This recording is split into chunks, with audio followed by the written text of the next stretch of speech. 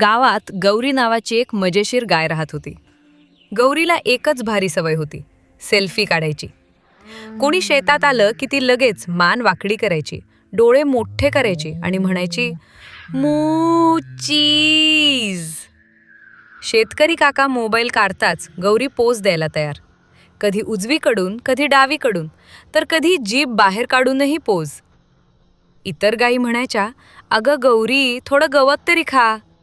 पण गौरी म्हणायची, पहिले सेल्फी मग गवत. एके दिवशी शेतकरी काकांनी शेतात मोठा आरसा ठेवला. बस, गौरी तर खुशीत उड्या मारू लागली. ती आरशासमोर उभी राहून स्वतःलाच पोज देत होती. वा, किती सुंदर आहेस तू गौरी. दिवसभर ती आरशासमोरच उभी राहिली.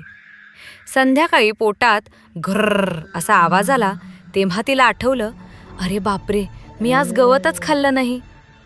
लाजतच ती गवताकडे गेली आणि मनात म्हणाली, सेल्फी छान आहेत, पण पोट भरलेलं असणं त्याहून महत्वाचं.